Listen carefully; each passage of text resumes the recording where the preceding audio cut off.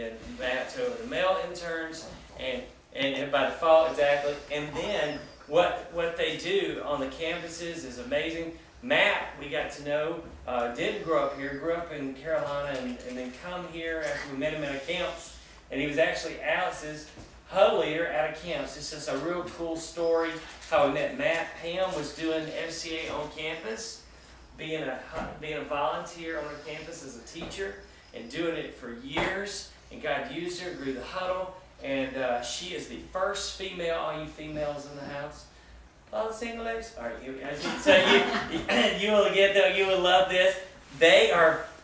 There is no other female in the state of Alabama and on staff in the field full time except Pam Chambliss, and we're so glad she's on staff. So God bless her and God bless Matt, and they're going to come in and share with you about the high school, about the emphasis of the Huddle ministry, as well as what they do a little bit during the regular year too. So you guys come on. First off, thank you guys for coming.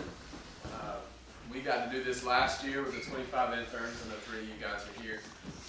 And Miss Christy Earp will also be helping us out as an assistant to Coach Pam, but she's amazing as well.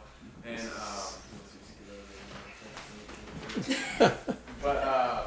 Tell them last minute video. That's good. There's some people who are in college that are want to be interns that live far away that couldn't get here to the meeting, so we're videoing this and putting it on YouTube so that they can watch it. So we try to experiment whatever way we can. So we want to make it as professional as possible right here.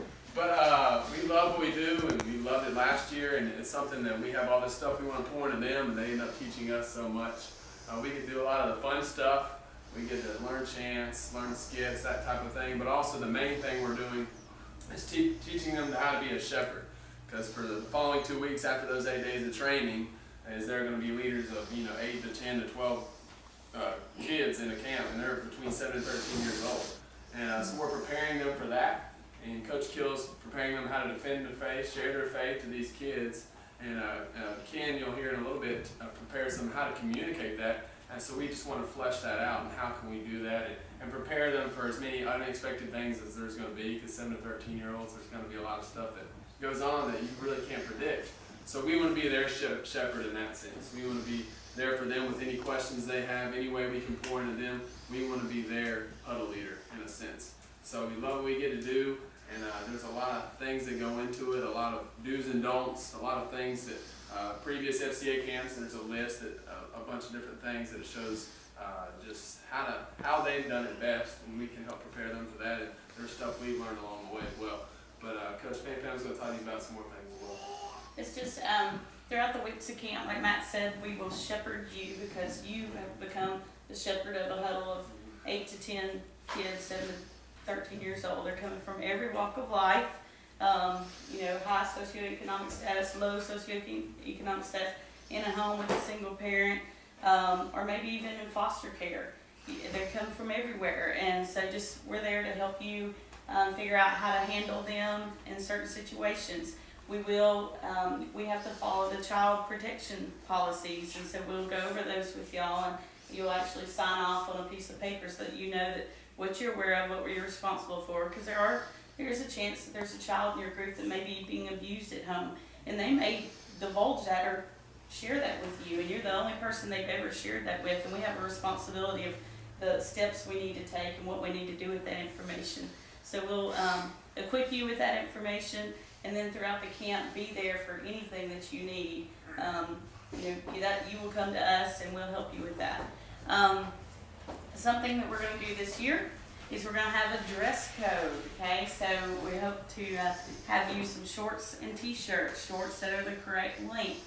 I know it gets hot, and we like to have shorts on and they just seem to get shorter and shorter, especially the girls. And we have to make sure that we're watching out for others around us, because when you're a huddle leader, you're on the floor, you're up on stage in front of people, and we want to make sure that we're being good examples to these children or these young people, and even the fellow interns and huddle leaders that we're around. So there will be a dress code, and if you're not willing to follow it, then this isn't a place that you need to be. So that's just how we're going to roll with it this summer. So And in that, parents, you can take that positively in us, being able to instill in them how to be a man of God and how to be a woman of God, and being able to just kind of realize the importance in that, and that we're here to serve these kids, and it's not about mingling. So that's all we have. Thank you guys for listening to us. We are so blessed to have these two, and my kids. By the way, I have my wife couldn't be here tonight, and she's on staff too. Her name is Angie. Also call her my donut because she's hot and holy. Come on, baby, give me a little bit right there. Krispy Kreme in my house. Red light's on. All right, anyway, so here we go. Speaking of that, one thing we're going to do is we're going to get Sarah, and we're going to put her in a really, really weird position. We're going to put her up front. And when we said that last year, she went, ugh. She started freaking out. And you know, it really is weird because if you've never been up front of people, and when I was their age, I would have never, ever gotten in front of anyone. And the Lord brought some people in my life, but a lot of it, when God called me to do ministry, I started doing things, and I learned things the hard way. And I learned things the wrong way. And I learned by life teaching, and I don't know if y'all figured this out yet or not, but life can be a cruel teacher. So what we try to do is to avoid those pitfalls like your parents are doing for you in your life right now. So we'll put you in a position to where when you get in front of a group that you are ready to speak. So you will never be put in a place to embarrass you. We'll never put you in a position. Matter of fact, you can ask these three that went through it last year. It becomes like a family fun house. It's just crazy because when somebody messes up and really tanks, everybody loves a little more. I mean, we had one girl last year, she just kind of went nuts, and she just, in the middle of her talk, she goes, "Shut up!" And she just lost it. And it was the best thing ever because everybody loved on her, everybody had fun with that, and everybody, and you know, to this day, she goes, "Thanks, Kim, for sharing that." But you know, it was one of those things that now, you know what she did at her homeschool group? She got FCA started herself without any adults, got a group of her friends together, and then they're having 30, 40, and 50 kids meet at a homeschool where, honestly, they don't have to come. They don't have to leave home. So, I mean, it's amazing what God can do. So the Dynamic Communication Workshop was written, the curriculum was written by a guy named Ken Davis, and he says it like this. He said, you know, I would much rather go and speak than to teach people to speak because it's a lot easier just to go do it versus, parents, you ever notice that? You know, I'd rather do it than teach them to do it because it takes longer. So this takes longer. But what will happen at the end of this is 50 or 40 or however many interns we end up having. I know 25 left last year with so much more confidence getting in front of people than they started. And so that's the whole goal, is to get them feeling confident where they can stand up in front of a group of 10, or they could stand up in front of a group of 10,000, or like today where you're on video and you might be in front of the entire world with the web. So we want to put you in a position to learn, to know, and to learn at the same time. Know that you know what you're doing and learn how to get there. And that's so important. The fun part about this is that you will find out immediately how to respect people that are on a platform, because you see how hard it is to get in front of people and speak.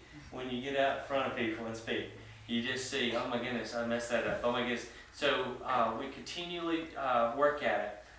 I had the privilege of last week hearing a guy that played for Bart Starr. Some of you younger guys in the room and girls might not have heard of Bart Starr, but pretty good stinking football player. Actually went to the University of Alabama, and he played for one of the best football coaches of all time, Green Bay Packers, Vince Lombardi.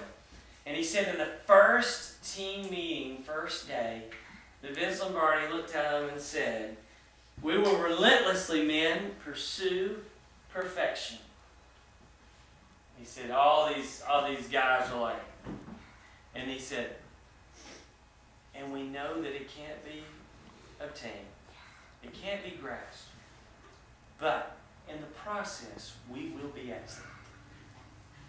He said, gentlemen, I am not interested in being good. And that's our goal. We don't want to be good at sharing the gospel. We want to be excellent.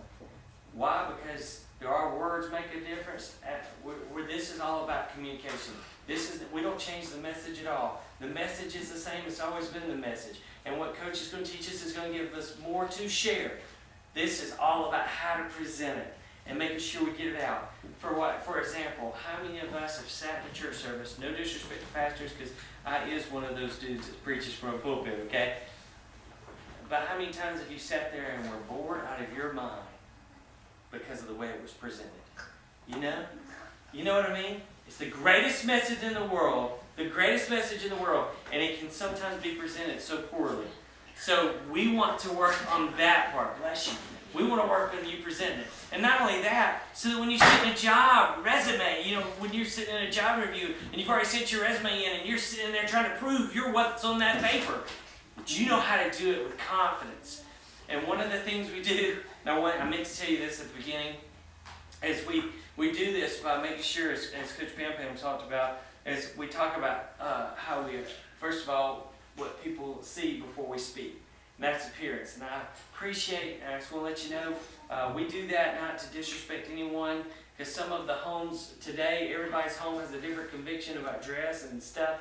We're not saying we're right, or we're not saying y'all are wrong, anything. We're trying to say something that we all feel at peace about, that is not going to disrespect God's word, leadership for the Lord.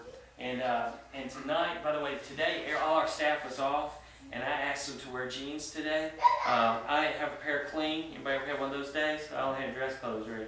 So that's the reason I'm wearing khakis. But I want you to know that these guys are off today. Our staff, when you see an FCA staff person on campus, you'll see them wearing something with khaki pants and a polo or a dress or a suit. The reason why is because we want that principal that's in a coat and tie, or any other professional that's in a coat and tie, or that walk in anybody's office, to know we're representing some professional organization that's not just handling this lightly.